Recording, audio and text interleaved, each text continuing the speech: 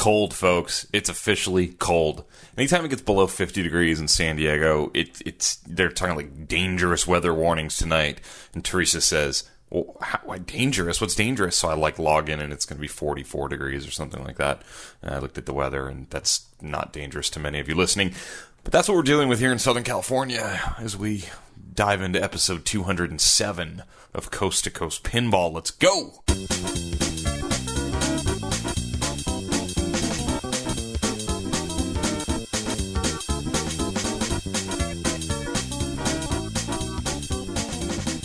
Welcome to Coast to Coast Pinball. My name is Nate Shivers. This is a podcast, a commentary, and I'm a man out of quarters. Here we talk about pinball. If I were listening to the show, the first thing I would say is, dude, quit talking about the weather. Why are you talking about the weather? That's so boring. But, we're breaking the ice. So, coming to you, not live, from a brisk, cold, chilly San Diego, California, here on the last night of November 2015. It's November 30th, 2015. Spooky Pinball Podcast is being recorded or uploaded right now, I'm sure. I'm channeling their energy. We're going to get a Rob Zombie reveal soon. Come on, Charlie. Let's do this. So that's going on. I try and avoid recording on the last night of the month because I know Spooky's about to put out their show, and I want to, keep it clear. I don't want to compete so much. Call the people. So technically, the people called me here because Ed Robertson and I were chatting via text, and then I said, "Dude, come on the show. We got stuff to talk about." Kind of not thinking he would do it with no notice, and then he called me. So this will sound really awkward at first because I answered not expecting us to go into the show, but I'm lazy and I'm just going to play the whole call. So here you go, Ed Robertson. Nate Shivers. How are you, sir? How are you? Oh man, I'm better. I'm good. Things are good. That's good. Things are good. What's going on up in the Great White North? Well, Game of Thrones LEs are hitting our fair shores. Oh, really? You got one on order? Not yet. No. I haven't gotten to play Game of Thrones all that much. I need to find one to play. I've put some good time on a pro, and I really liked it. Yeah? I just have to get my hands on an LE or a premium and play it and see what I think. I don't know what that other playfield's going to do to the dynamic of the game. It's so much bigger than I expected it to be.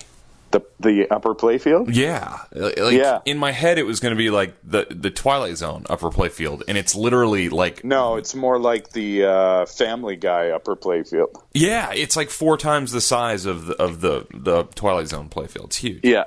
And full-size flippers. And full-size flippers, yeah. I have been trying... I told you, I've been trying to buy The Walking Dead, and like 2 different distributors like, hey man, I'll send you a Game of Thrones Pro, same price. I'm like, I need more time. I like my year delay on a game. Let the code get nice and toasty. No, I think that's the way to go, and that's why I haven't, jumped in head first on... Game of Thrones. I got no problem with the time it takes them actually to develop the code. I have no quarrel with Stern Pinball. But I don't need the game to sit there in my house while it does that. I agree. I should be asking you, are we officially, is this for the show? Are we recording, Ed? What is this? Hey, it's your show, man. Ed, you don't need an intro anymore. You're a welcome guest here. We just go. Oh, that's the way I like it. Good. So wait, are we going now, or were we already going? Oh, we're going to use it all. You didn't say anything inflammatory yet, so I think we're okay. Oh, well, then maybe we should back up and start over.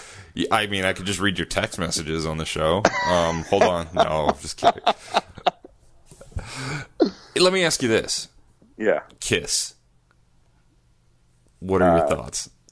I've told you my thoughts on Kiss. I know you don't like the band, but let me rephrase that, because I know about the whole hatred for Kiss, your irrational hatred towards Kiss. I don't have an irrational hatred for Kiss. I have a fully rationalized hatred for Kiss. Oh man, I was playing Kiss with a friend in Vancouver, and I turned to him and said, "Gene Simmons, master of the single entendre."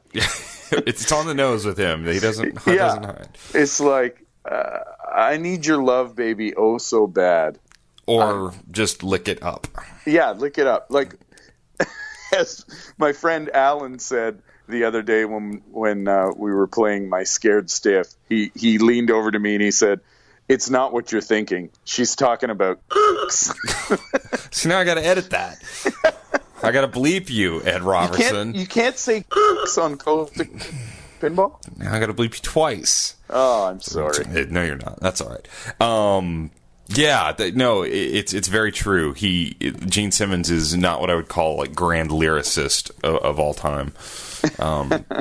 I think the machine is quite a bit of fun to play. I've only played it on location, talking about Kiss here. So where the music and call-outs, etc., were not a big factor. And I heard Josh talking about the sort of sameness of it and shooting for colored inserts, and there's not a lot of oomph to the shots. A criticism he's leveled at Star Trek 2, and I think I agree with that in some ways. Yeah. I've been playing Kiss a lot just lately, so it's been on my mind because from a distance, I love the game. There's something about that game that looks like a carnival ride to me, so I love it. I want to like run up and play. Oh, I love this. And a couple of the shots are like really like enjoyable. Like I really love hitting the middle ramp shot. I love a middle ramp shot. But there's so many things about it that I'm just kind of like, I don't know. I don't know. I think I'm just a sucker for a John Borg layout. I like that he does weird little quirky things. I like how steep that right ramp is. I do too. I like that a lot. It just feels cool to shoot, and when you miss it, you know you're in for a hairy ball recovery. I like that, and that's one of the things I love about The Walking Dead. People endlessly complained about the layout of that machine. I think the layout of that machine is amazing. I think that it's amazing now that it's all integrated into what you have to do. Yeah. I had issues early on with it. My friend Mike, when the 1.4, whatever it was, 1.41 or 1.43, I can't remember, when that series of code dropped, that game came to life. Yeah. And my friend Mike said, I said, this is like a whole new game. And he said, well, did the new code change the layout? Because that's the problem. And I said, yeah, it did. Because you're shooting for different things now. It has virtually changed the geometry of the game. When those drop targets became the focal point, the game was completely different. Yeah. Yeah. And it really changed the feedback from the game. It changed the geometry because the areas you were focusing on shooting totally changed. I think that's my problem with Kiss is that, okay, so Josh Sharp last episode mentioned the flashing blue mode or the flashing yellow mode. That's certainly one of my issues with Kiss. I feel like there's a layer of code that just doesn't exist and may never exist for that game. But I feel like there needs to be something that's tugging me towards certain shots in that game, and there really isn't other than complete the flashing light. Yeah, I agree. But Josh Sharp incensed me in your last episode. How did Mr. Sharp do that? Because he does that to many. He's I don't want to misquote him here, but he was actually I think he was trying to praise some of the latest games coming out of Stern, and he said, "Yeah, well, I think this group of pins from Stern can hang with the best of the Bally Williams era." I remember him saying that. It was something to that effect. I might be misquoting him slightly, but it was this notion that the last sort of handful of games of Stern are good enough that they can, be in the pantheon of these legendary pinball games. And dear Coast to Coast listener, I nearly spit my cold brew coffee out when he said that, because Stern has released like AC/DC, Metallica, Walking Dead, Mustang, Limited and Premium, Star Trek. These are walk-off Grand Slam home runs. I would take any one of these games before I would take 2 or 3 classic Bally Williams era games. Even Medieval Madness and Attack from Mars? Nate, I'm in a big rock band. I could have any pinball machine I want in my basement, and I do not have those machines. Define rock band. No, I'm just kidding. I kid. You know what? So when Josh said that, I think that Josh, knowing him a little bit, I think he said that as much for people who think that way as he said that for himself. Because I know his collection. And Here's what I think. Heavy Stern. Here's what I think. I don't know Josh. I have not met Josh, but I have an immense amount of respect for the Sharp family. And here's what I think. I think that there is this carryover mindset from the dark days of Stern pinball. And people still think about Stern from that era, and they carry with them, as Josh was easy to rhyme off, the 24s and the CSIs, and that still, it's like baggage because they lived it. Because they lived it. Yeah. And I think for a lot of those people, Stern is still digging themselves out of that hole. You know, and don't forget, Josh's dad worked at Williams through all those years. I mean, of course. So there's a lot of, like, those games came right home to Josh, and he probably, that's his childhood.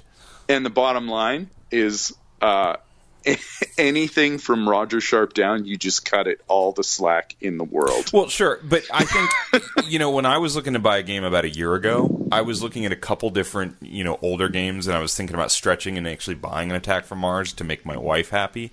And Josh literally stopped me and goes, dude, for half the price you can have a Metallica, and it's such a better game. He literally was telling me, go buy Metallica. You will like that better. So yeah. I think Josh would actually be very much in line with you, especially with his skill level and being able to, like, look at Twilight Zone and go, that game's solved. Like, I don't need that game. I agree. And in fact, the couple things he said before he made the declaration that made me spit out my cold brew coffee, he said, you know, to that very effect, he said they have made a handful of games recently that would be considered the best games of all time. Okay, so I had some notes for the show that I was going to get to tonight, and I'll just bring it up with you because it'll be more interesting, I think. On the topic of Vault Edition pinball machines, so Iron Man has not only been Vault Editioned, it has also kind of been rerun again. Like, it's been successful. That was a hit. People are buying Iron Man Vault Edition. Kudos to them. It was a game that deserved it. All signs, signals, it's a terribly kept secret. Spider-Man is getting the Vault Edition treatment. What are your thoughts on the recent games, like a Spider-Man or an Iron Man, and then the possibility of older games becoming, like, rerun by Stern? I am nothing but excited about that. I think, you know, with this resurgence we're seeing in pinball, with this growth we're seeing in pinball, and maybe this will be an unpopular opinion. I will bet this will be an unpopular opinion. I know there are people who have been in the industry for a long time who count on these games to go up in value and look to sell them later for a profit. Personally, I would much rather see all of that profit going to Stern, because I want Stern to grow. I want pinball to grow. And if people want to buy new pinball machines, I want them to be able to buy them from the manufacturer that created them. Totally agree. I'm right there with that. I remember very much the night that Star Trek was announced, and people were freaking out about the limited edition Star Trek because they thought that was the right combination of Steve Ritchie, a license that people are going to go crazy about, and then the value of, like, the Back in Black AC/DCs had gone up, and the few of the Master Puppets Metallicas had gone up in price. So everyone was jumping on the LE Star Trek thing, like, oh my gosh. And it was almost, I could tell, listening to reading some of the things on the internet, it wasn't about pinball. It was about money. It was all just speculation at that point. Yeah. And I didn't like that. I didn't like that at all. I agree with you 100%. I think it's interesting. I was going through all the Stern games because, in my opinion, is any game that you see trading out on the market that was a Stern release that's trading for over, I think maybe that $38,000 to $4,000 range US dollars, selling around that. I think all of those games are ripe for Vault editions, because I think if you're going to buy a used Spider-Man for $3,800 or $4,200, you'll buy a brand new one in a box for $5,000, I think. Absolutely. And now I don't know how hard it is for them to reapproach licensing on some of these old, like, there's been rumors about Tron too. Yep. And, I thought to myself, well, if they can re-up the Iron Man license, sure, then how hard could it be to get the Tron license again? I don't know. I hope Jody doesn't get mad at me for saying this, but he told me as we were standing in front of a Iron Man Vault Edition in the factory, he said, no, this was easy getting this. He said that this was not difficult. This was an easy one. There are much tougher things that he's had to work with licensing-wise in Iron Man. And if that's in the Marvel world, which is owned by Disney, correct, I think now? I think both you and I are owned by Disney. Pretty much now. At this point, yeah. I still feel like the ghost of Michael Eisner somewhere in this room. So yeah, I mean, I think honestly, I don't think they realize that Tron would probably sell as many as Spider-Man. Right. Yeah, and maybe more. And maybe they do realize, and they're just trying to get everything out in a timely manner. Yeah. I personally, I think Spider-Man's a great choice. Well, especially if the rumors, and I have no inside information on the actual the art package and the dots. I do know that they're not updating the games to the new Spike system. If it was on Sam, it stays on Sam. Which makes sense, because they don't want to dump a whole bunch of new development money into it. I don't think they're past the idea, though, of redoing dots and stuff if appropriate, which to me then opens up Batman. Oh, that'd be amazing. Because there's not a lot of Batmans out there. Yeah. And it's a cool game. Yeah, and I think if there's demand, then people should be buying those games from Stern, and importantly, from their local distributors.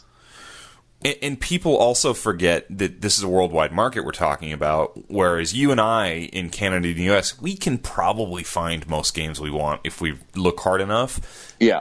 In a lot of parts of the world, that's just not the case. I know I have listeners in Australia who email all the time saying, these are the only games I can find. What should I buy? Like, right. There just aren't that many to choose from, and the prices are ridiculous in some cases.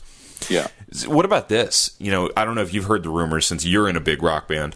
Oh, I mentioned that, didn't I? You did mention that. This other big rock band. I can't be in that big of a rock band, or I wouldn't have to say I'm in a big rock band. Arguably a bigger rock band. Okay, not arguably, just a bigger rock band. Guns N' Roses is apparently the two key guys, Axl and Slash, are apparently putting it back together, says all the buzz. Could we see a re-release of Data East Guns N' Roses? Because that's a game that sells for over $5,000 all the time. Yeah. And by all accounts, a really good game. I haven't put a ton of time on it, but apparently there's some interesting depth to the code, and I actually only played that game, I think, at the in Vegas at the Pinball Hall of Fame in Vegas. Yeah, I've never really loved. So my problem is most of the versions of that game I've played have been a little rough, and I just didn't connect with it really well. But I mean, I love Guns N' Roses, so if they were to get back and what year was Appetite? Was that 87? So we're coming up on the 30-year anniversary. Yeah. So I mean, that's like wide open, I think, and you'd sell a lot of Guns N' Roses games. Now, but so Stern, Data East became Stern, or Stern purchased Data East? What happened there? That's. I mean, I don't know the legal technicalities, but I believe Gary purchased the pinball part of Data East. I believe. Right. And don't quote me on that. I've it's funny. That's one of those things that should just be front of my tongue knowledge, considering I have this show, but I never have been totally crystal clear on how that went. So we both think it's something like that, though. So does that mean that those Data East games could be easily re-released as Stern games? I doubt it. I heard Gary say something at Expo, though, that made my ears perk up. Because Gary just says stuff. Well, that's true. but I actually feel when Gary gets loose lips, you need to listen, because I think he's a little uncensored sometimes.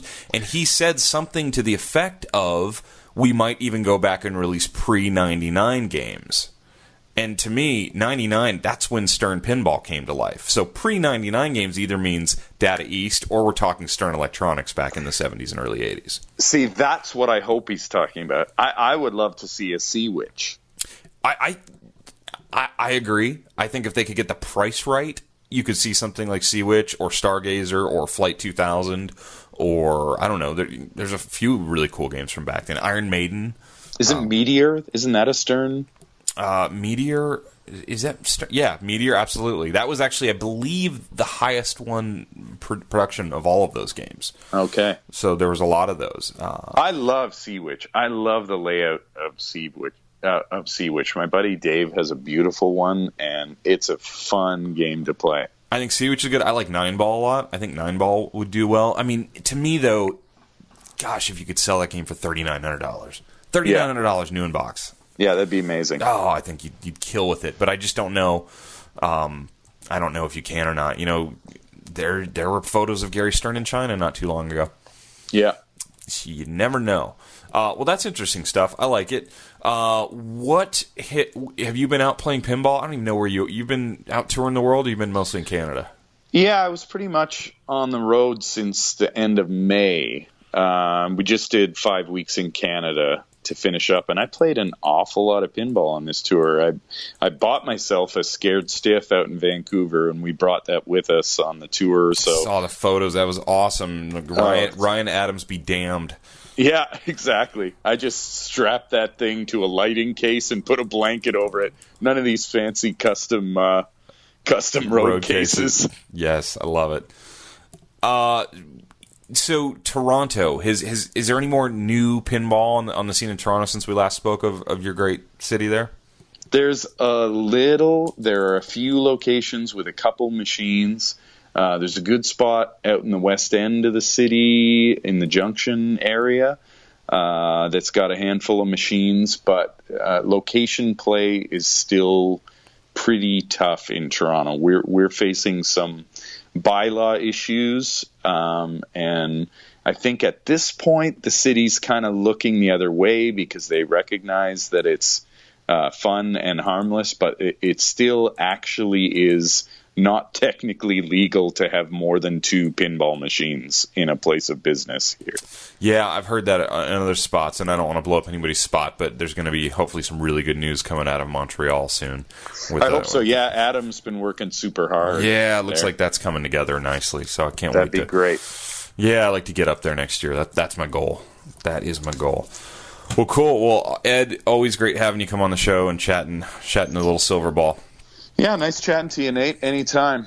Yeah, man. I will talk to you soon. Take care of yourself. Well, I shouldn't say anytime because, I'm in a pretty big rock band. Pretty big rock band, yeah. There's a lot of, call me anytime. Thanks, man. It's not that big a rock band.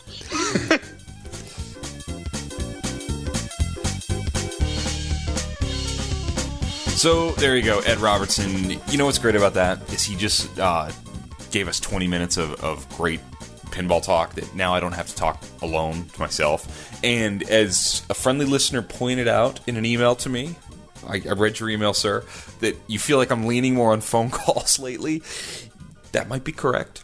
Maybe. I got stuff going on. I'm sorry. What can I do? I like talking to people. So I was talking to Ed, and we're chatting about the whole Vault Edition thing. I actually did some research for this show. This is my commitment to Coast Pinball. When I'm supposed to be selling Taylor guitars at 3:30 in the afternoon, no, I'm searching pricing on games. Simpsons Pinball Party. Average sale of that game from all my sources combined into the great average sale price of the world. It's not really. It's just Boston Pinball eBay sales tracking. Not the most accurate thing in the world, but it's what we're going to go with tonight. It's a snapshot from somewhere. Simpsons Pinball Party. Average sale of that game this year on eBay. $4,650. I think that's well within striking point if Stern wanted to go back, get the license, rerun the Simpsons Pinball Party. I think they could sell hundreds of those new in a box. and maybe even get better artwork on the side of the cabinets. Lord of the Rings, that's an obvious one, right? $54.43. So that one's selling between $5,000 and $6,000 used. So new, I start wondering, man, we know that would be an expensive bill of materials, but could Lord of the Rings be sold new in a box from Stern for $7,000? Because that's clearly a game, as it was produced, that would be considered a, quote, premium game nowadays, I think, not a pro. I hear this one come up sometimes in chat, and how great of a game it is, and it deserves a rerun. Ripley's Believe It or Not. Sorry, folks. The average sale price on eBay of Ripley's this year was $21.18. So even if that's way low, and we give it the credit, because I see them in SoCal for more like $2,800, $2,900, that's not in the ballpark. Spider-Man, which we think is coming, which we think whatever is coming, $45.60 is your average sale there, so that makes a lot of sense, especially if they spruce it up somehow and get all the Tobey Maguire stuff off. I think that game is easy in the pro range. Rumor has it could be in the premium range. We'll see. Batman the Dark Knight, that'd be an interesting one because that game is very centered around the stories in those movies, and to do a rerun of that, would you do a, I don't know. I like the layout of that game, but I'm not sure if that one would convert like Spider-Man. Probably, maybe. But I think that's another game that, zero layout time would be needed. You could use that game. You could retheme that game, I think. So, Tron, obviously, Ed and I talked about Tron. That's an easy one. I think they sell hundreds of Tron new in a box, no problem. I'd probably be in on that one. And then I still think there's another run of AC/DC out there if they could get the license and build the games. Premium, obviously. I think you could still run AC/DC premiums. That game still has legs. We're still seeing those games sell for well over $5,000 on the used market. So I think the premium could still, be on the line being produced by Stern. Going back and looking at the old games is interesting, but I just the pricing. Forum static. All right, for this piece of forum static, we're going to move our focus over to tiltforums.com. If you're not familiar with Tilt Forums, it's a really cool site with some of the best players and pinball minds out there chatting about a lot of competitive stuff, strategy stuff, things like that. Less of the noise that you might find on bigger sites, and a little more focused on tiltforums.com. And there was a very interesting conversation over the last week or so that was triggered by a post from a user named Johnny5, and the post was called Thoughts on Money in Pinball Events. So really the idea is, what do people think about entry fees / prizes in tournaments, both local weekly events and bigger regional national events? Just kind of getting the discussion going on the buy-ins, where the money goes, the economics of the actual money being spent and won and handed out in pinball tournaments. And I think it's a great subject. It's one that I have often wondered about. And, where does the money go? This thread gets very interesting partly because of the participants of this thread. So you have some of the big Bay Area players in there. You have guys like Evan Bingham. You have Clay Harrell, Josh Sharp, Alex Harmon. Let's see, Keith Johnson. There's a lot of people in this thread, and it gets off on a couple tangents. So first, I'll just address the whole money in pinball tournaments. And when you get to the bigger tournaments, especially when we're talking about our Papa Circuit stops, the big tournaments, the In-Disc, Free Play Florida was a Papa Circuit stop. I'm totally blanking on all the rest of them right now, but we're talking Pinburg and Papa, and the big tournaments drawing people from outside the local area. All right, so not just even a regional tournament, but really, quote, if there is such a thing as a national or a multi-regional tournament event, there's a lot of money being paid into these. Especially, you look at something like Expo, the Seattle show, and there's a lot of money going into these. And the question comes, what is ethical, I guess is one word you could use, or what is expected of the money being paid in? What's that expectation of that money to be put back as prizes to the players, taken in as profit to those running the tournament, covering the costs of running the tournament? And there are huge big varying opinions on this. Some people will tell you, I run a pinball tournament because I love pinball and I want to support pinball and competitive pinball, and I don't need to make any money on this. In fact, I will lose money running this tournament and put all the money back into the prize pool if it makes a better tournament. There are people who very much feel that way. So for every $5 entry fee, if it's a Herb style, maybe $3 an entry to play a game or whatever you need, all that money goes straight into the prize pool. And then, first prize isn't just like $1,000. First prize is maybe guaranteed $500 plus X percentage of the total pot, or however you might do it. And then you run those prizes and percentages down the ladder. There are some people who think that's insane, and if they're going to go to all the work to make a really top quality tournament, they want to get paid to do that. It's a lot of work. It's time out of their lives. It's time they're not actually playing pinball. It can certainly be a business.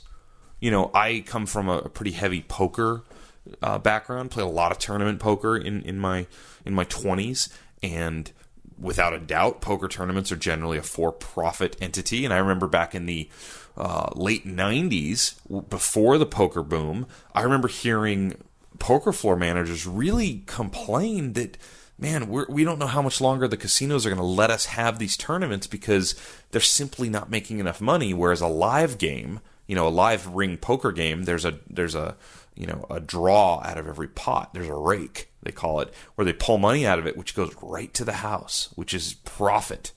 And the tournaments don't have that because all the tournament money stays within, so you have to pay an entry fee. And so if you have 100 people playing let's round it up, say it's a $100 buy-in tournament, there might be a $15 entry fee, maybe $20 at some places, especially like the Los Angeles area, you might see a $20 entry fee. So 100 times 20, that's all the money the house makes on that whole thing. Which might be a lot, might not be, depending on where you're looking at. So, pinball tournaments will often have an entry fee. Like to buy games in the let's take the Expo tournament. Yeah, you had to buy entries to play the games, but you also had to pay an entry fee to even be in the tournament. It's a for-profit tournament.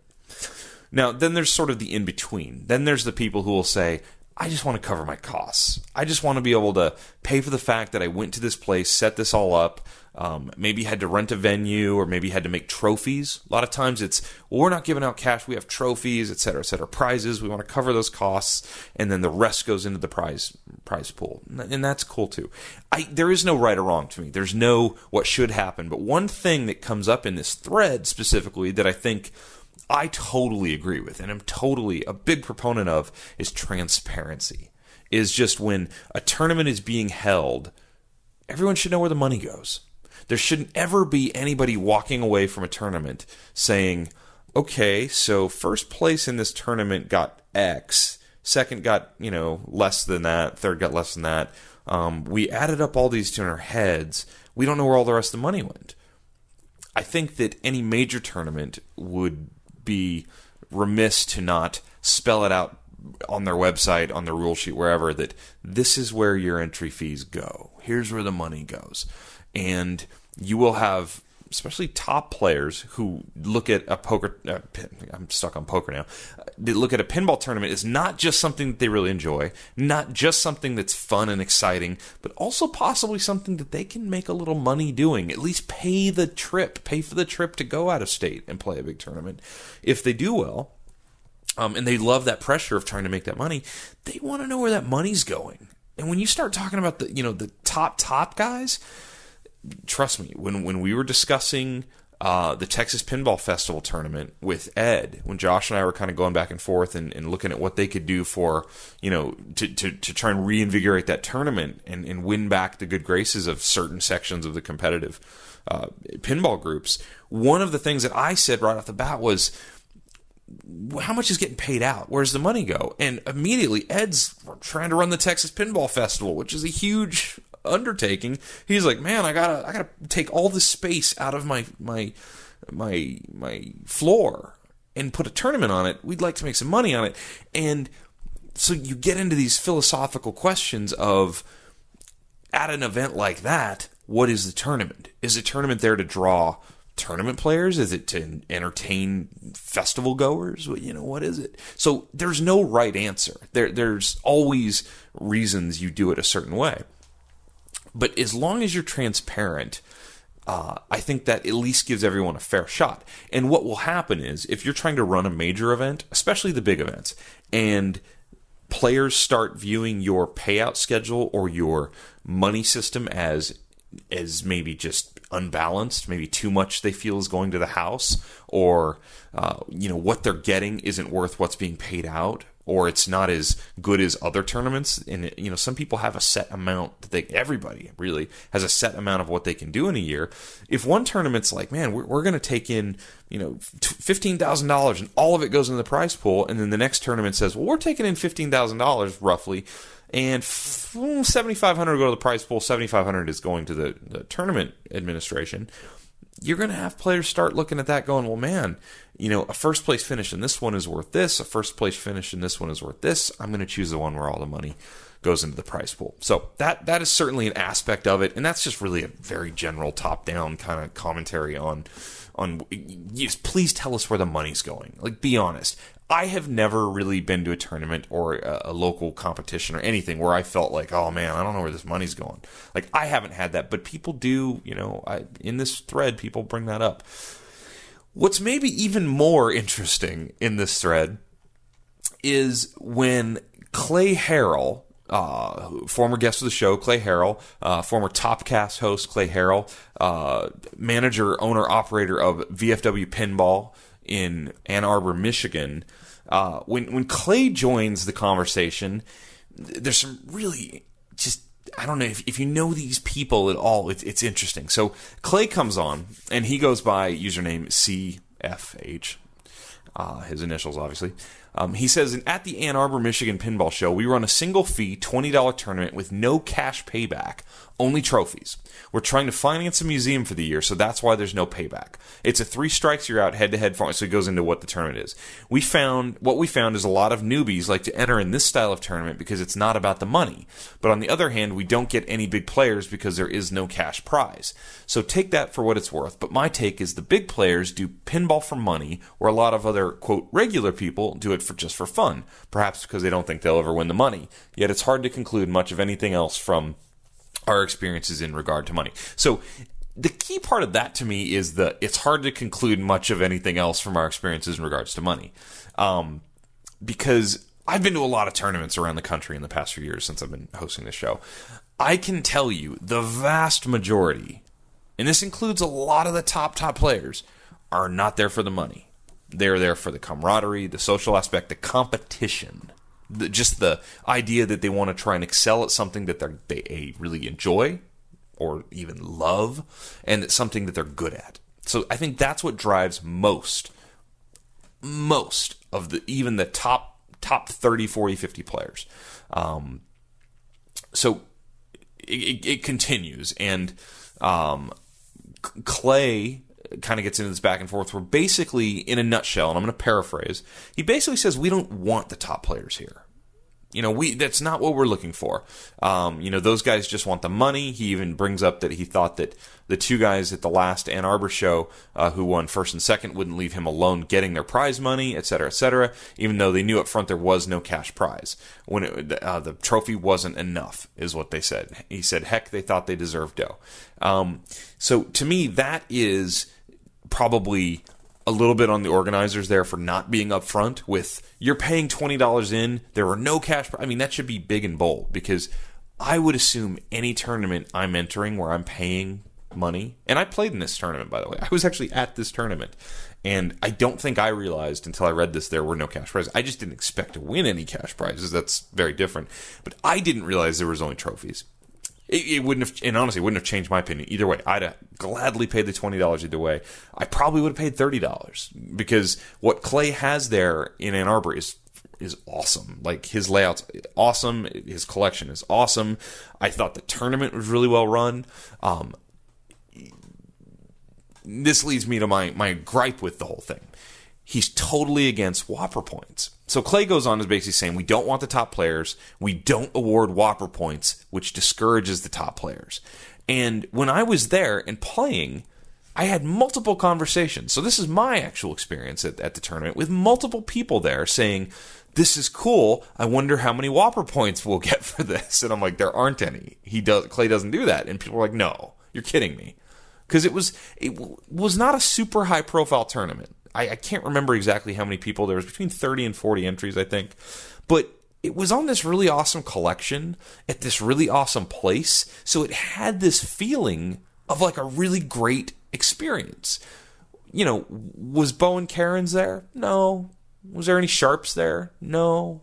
I don't even think any of the top 20 in the world were there. So, yeah, I get it. It's not Papa. But it was something they were dubbing, and I don't know how tongue-in-cheek they dubbed this, the World EM Championship. I mean, granted, I certainly knew that if I had gone in and won this thing, I wasn't the greatest EM player of the year or anything. I get it. Even though I am Mr. EM, let's not forget, when you think of EMs, you think of me. But I did really have a great time at that tournament, and I thought it was a shame. Actually, really a bummer that they weren't offering Whopper points, because it was a highly competitive tournament. I mean, the people that were there were very good players there. Just because we didn't have the top-ranked people, that's not to say that some of the people there weren't really, really good. I thought it was a shame they weren't offering Whopper points. And I actually went and asked Josh Sharp later, like, so what's up with Clay not getting Whopper points? And Josh just said, yep, not his thing. He doesn't do it. So I read this, and it sheds all this light onto Clay's attitude towards it. He seems to, really be against it. And his quote is, I try and run tournaments that attract newbies and locals to the scene. I would love to find ways to make that bigger and get people involved in casual competitive play without a league, which is too time-consuming for most people. Getting involved in entry-level pinball is what spreads the hobby. Getting top-end Whopper players does nothing for pinball and is probably even counterproductive. It's preaching to the choir.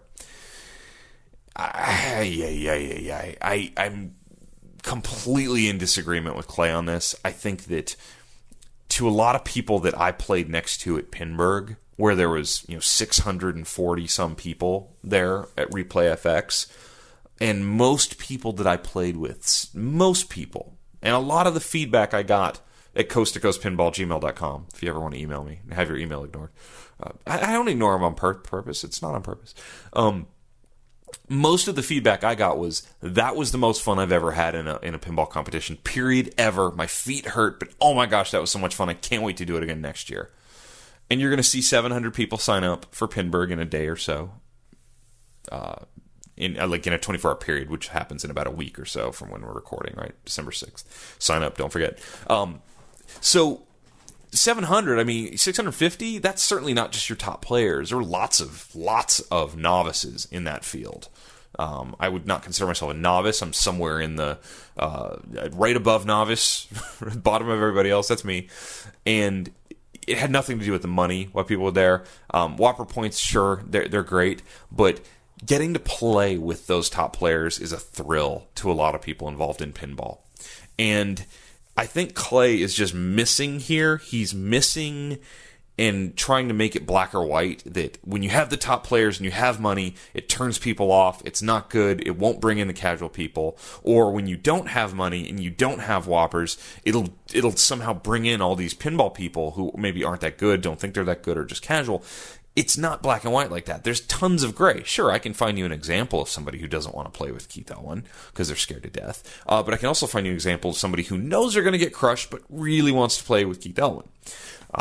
And by saying no Whopper points, I think that you're taking a personal thing. Because clearly reading this thread, Clay has personal feelings, and you're now kind of, I don't know. And hey man, it's his tournament. He can do what he wants. But I think you're taking what could be a really cool event that you could really build on, and sort of, I think you're handicapping it a little bit. I think you're kind of knocking it out a little bit below the belt, knocking a knee or a leg out of this tournament. And also you're sort of taking a shot at a lot of the people who do really love competitive pinball. That's just not necessary. I just don't think it's necessary. I get that you don't want people who are just there for the money and it bothers you, but man, those are people who are so dedicated to this, just like Clay is.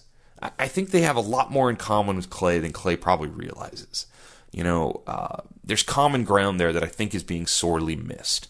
And I kind of was too bad to see, Keith Johnson jump in and sort of call Clay to task and say that maybe you aren't getting the big players because people are aware of your attitudes towards the tournaments. And then,